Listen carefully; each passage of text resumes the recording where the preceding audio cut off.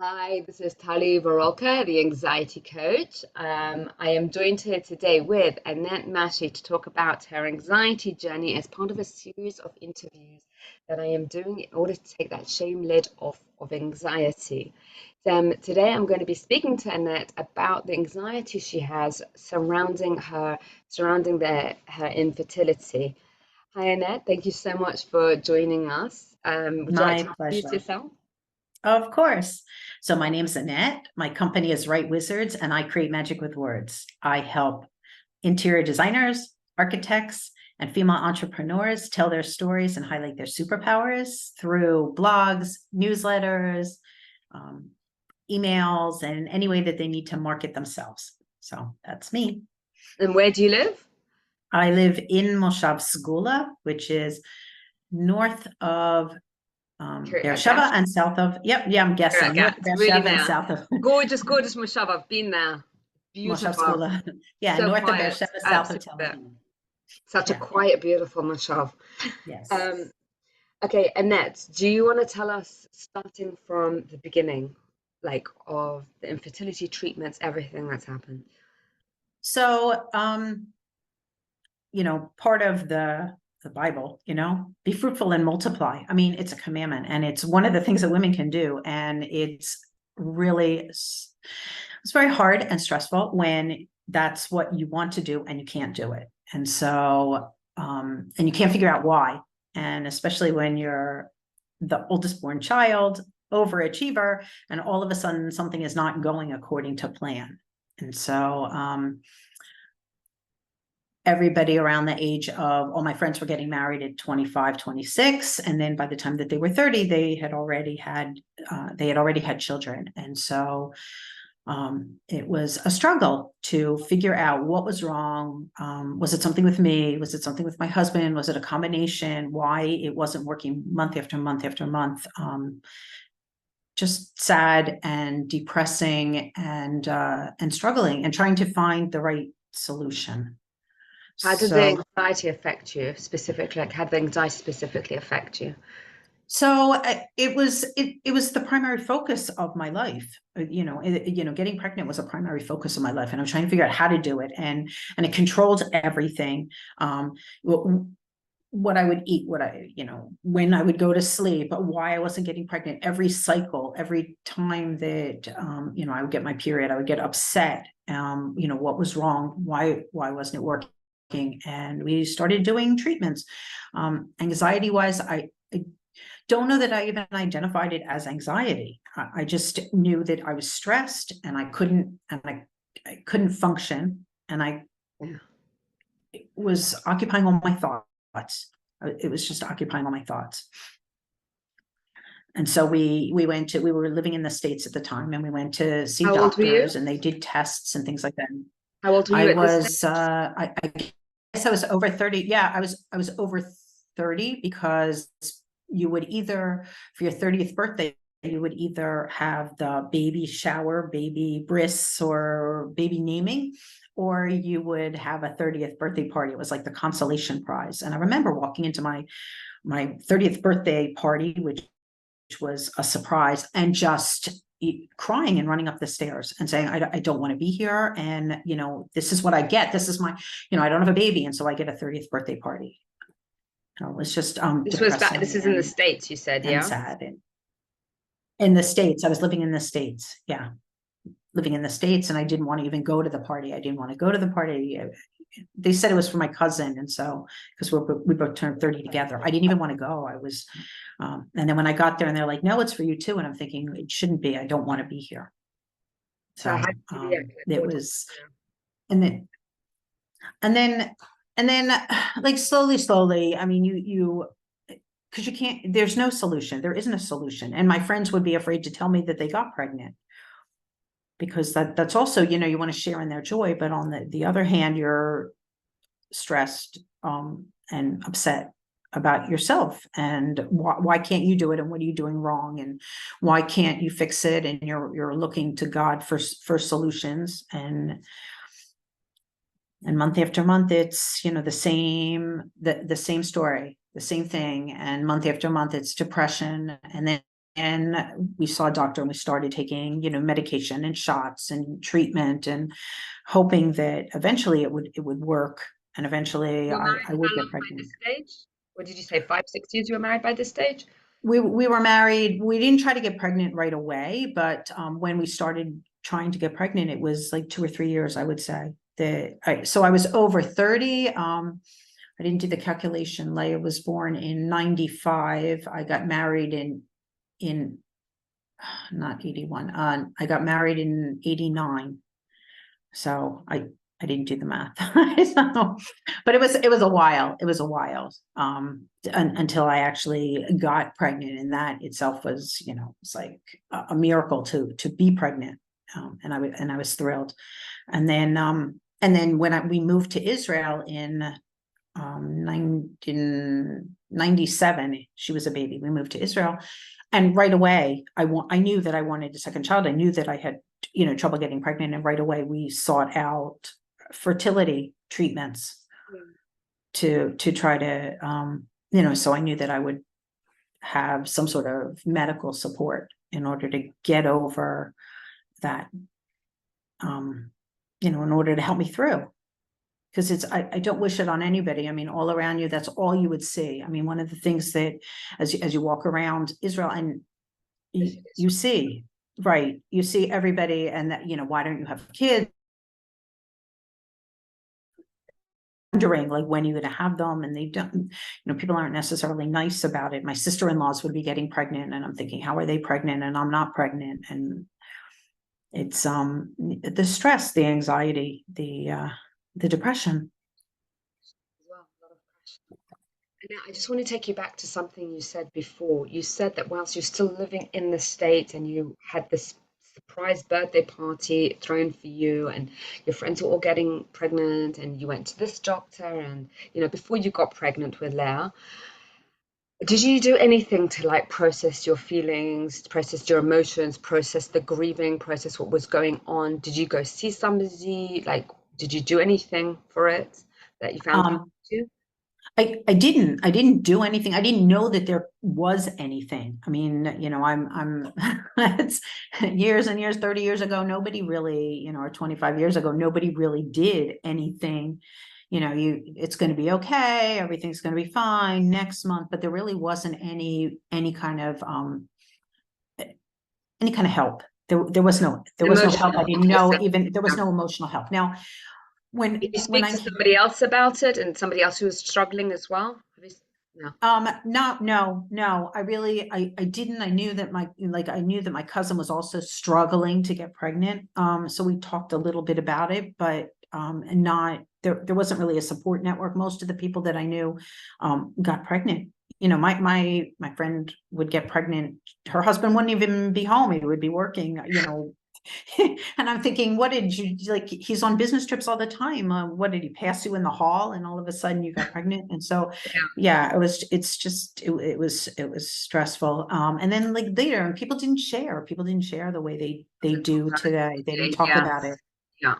That it's now I know when I moved here, and I did the fertility treatments, and I got pregnant with Orly, and that and then after that I wanted to have a third child, and Well, that wasn't working. when you started the fertility treatments here in Israel, Mhm. you got pregnant with Audie. How long was that?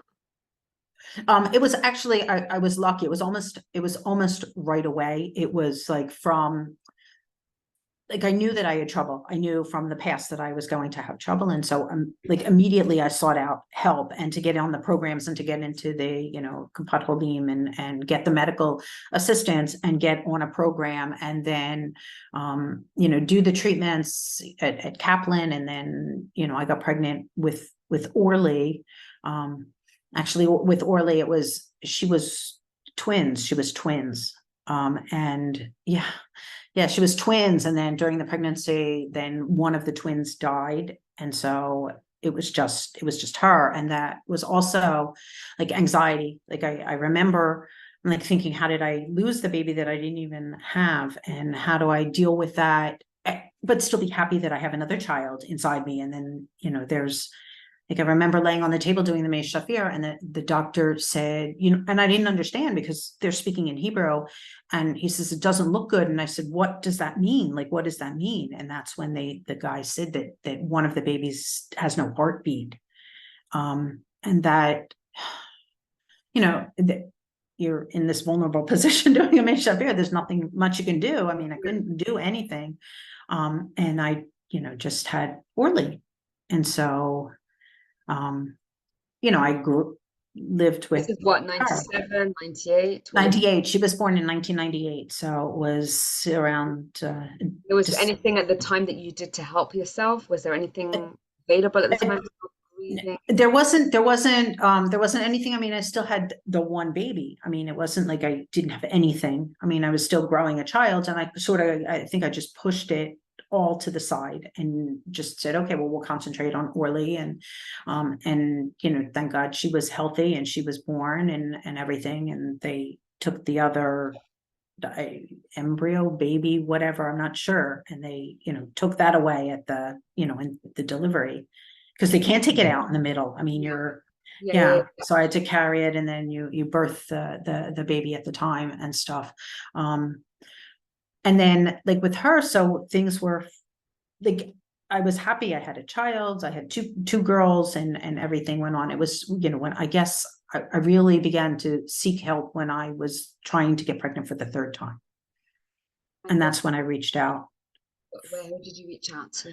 So I reached out to the Kapat Holim, and they found a sociologist that works with them that I could talk to try to figure out what to do, because I was working at a full-time job, and I wanted to get pregnant again. And with Leia, it worked on the first time. I did a gift, which is like IVF. With Orly, I did IVF, and so and that worked on the first time that I got pregnant with her. And then I tried again, and that I would do it again month after month after month. I was doing these procedures, and it wasn't working.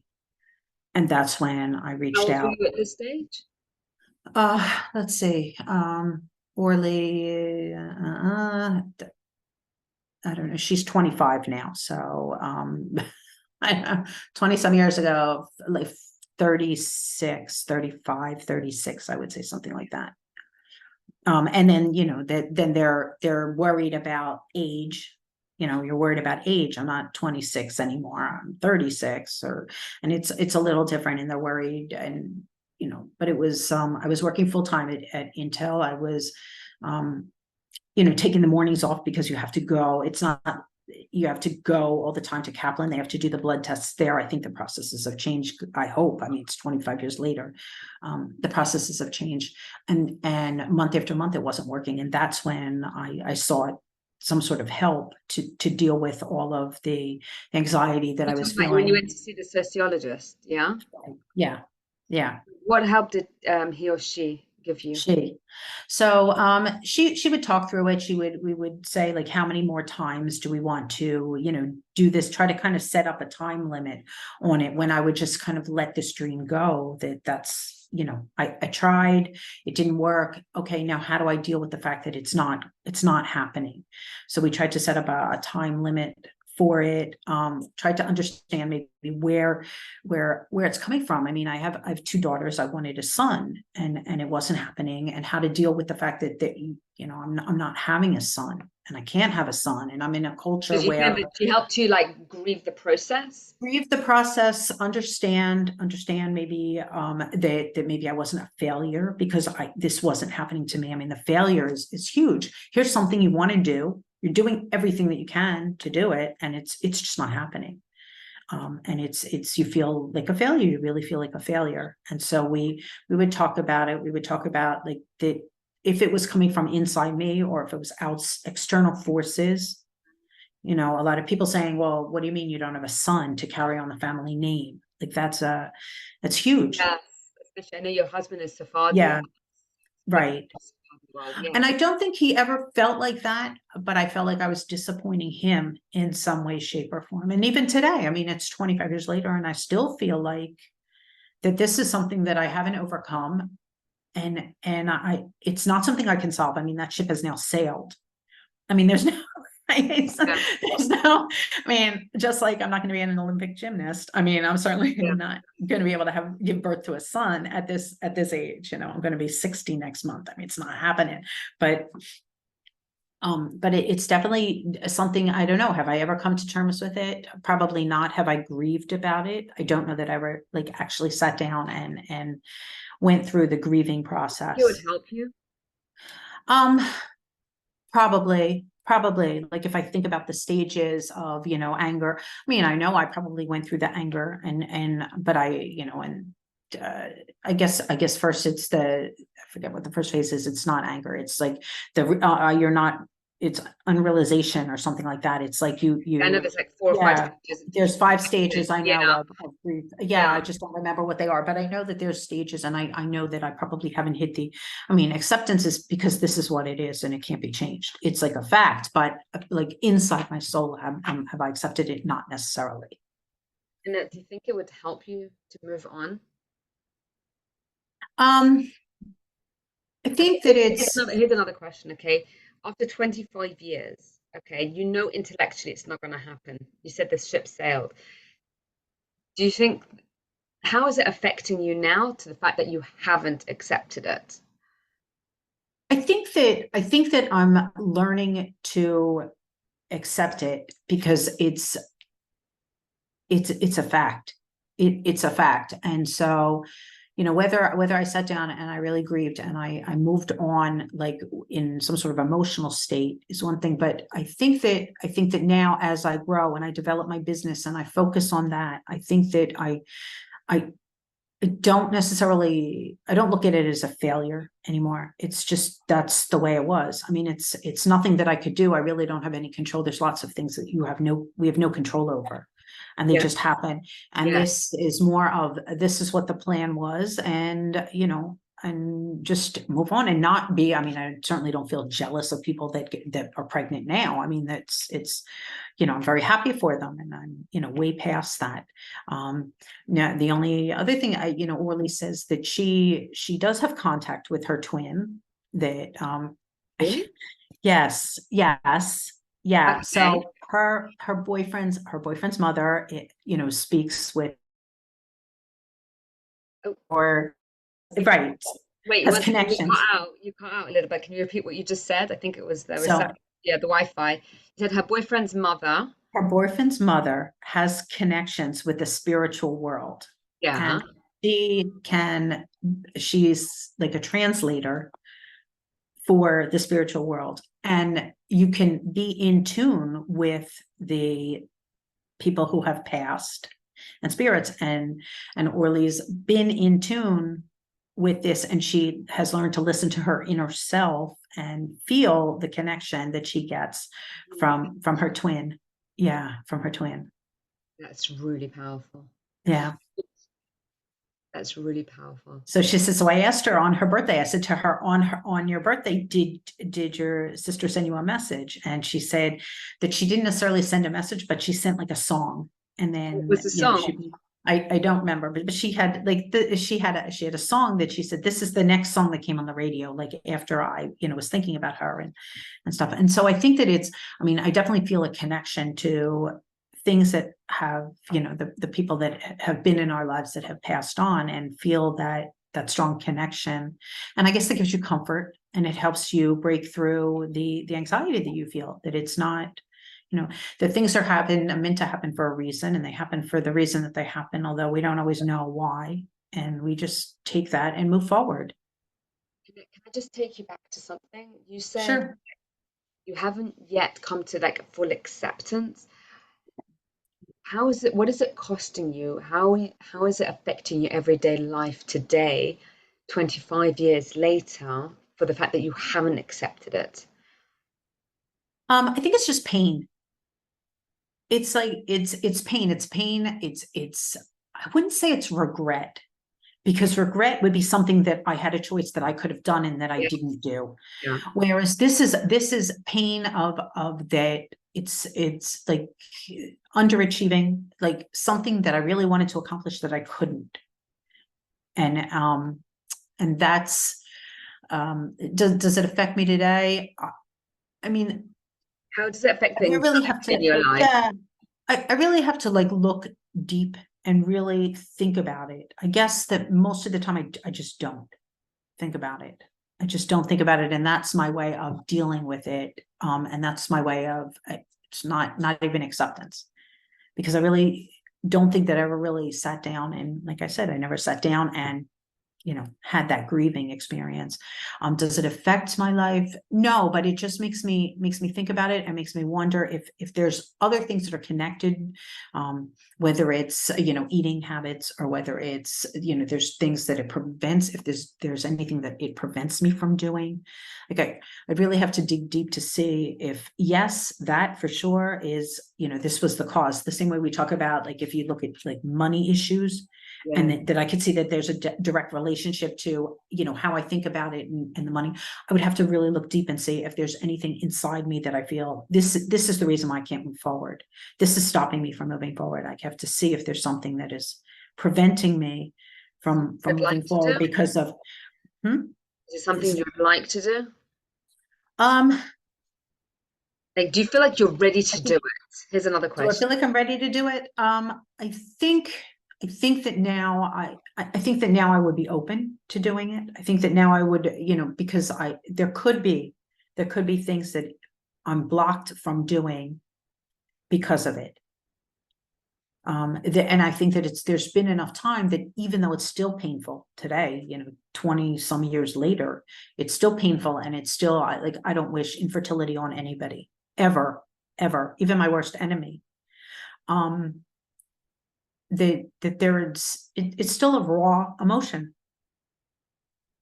It's something that you want that you can't have. That no matter what you do, you can't get. It's it's crippling. And so I guess the best way to do it is just to put it to the side and pocket it, put it in a corner, and then move on. I think there's maybe a way that you could help yourself grieve so that you can close the box in a healthy way. Um, I mean, Maybe probably going to see someone, going to speak to somebody.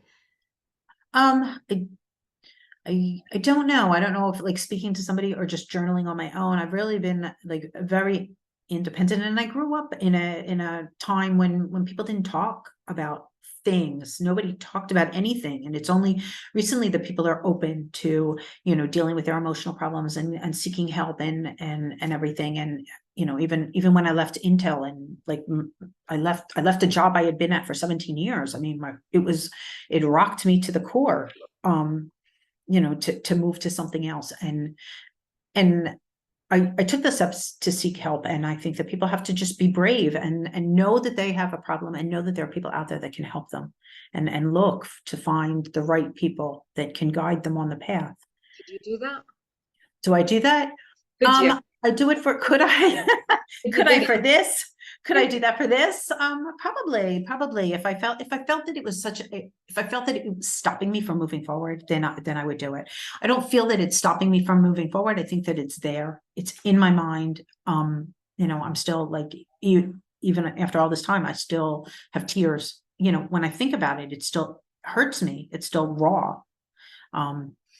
But would I stress that, or do I look at, okay, it came, it happened, it's part of my past, and now let's look at what I do have and be grateful for what I do have. And I have two beautiful daughters that are growing and getting older, and and focus on that, and instead of like the child that I lost, or the son that I never had. And so for me, I'm more into moving forward and getting help to make sure that I move forward, whether it's through coaching for my business, or personal coaching or development, or seeing what I need to move forward, rather than exploring the past. I don't Sorry, go. no, I don't necessarily, just for me, my own personal opinion, I don't think that what happened in the past is a weight that's tying me down, to preventing me from moving forward. And so in that sense, I'm not pursuing it. But if it was stopping me, that like I couldn't move forward and I couldn't do anything because all I did was think about the past, then I would definitely seek help. You mentioned that it still hurts you and that it's still painful. And then you also went on to mention, do you know how, like you said about your money stories, how like that could like affect your money flow? Do you think that maybe the fact that it still hurts you and that you tear up even just talking about that, do you think there's anything you can do to help yourself now to process even those emotions, to process that kind of grieving? I think I think that sitting down, maybe journaling, which I don't do very well, maybe meditating, which I do even worse than journaling. But maybe it's a method that you need to try for yourself, that how Right. it works for you. Right. I think that I would have to, I would think that I could sit down and just and reflect. And I think that if I let myself take the time to go through the steps of the grieving process, I think that it might free me. And I don't know if it's ever any less painful. It's because even if I think about like losing a parent, I don't necessarily know that it will ever there. I don't necessarily know that you ever reach a point where you say, you know, God, I would never say I'm happy my parents died, but I've accepted it. And Yeah, that's it's the about way that, acceptance. Yeah. and that's what I think, that's what this situation is for me, that I'm not happy that it happened.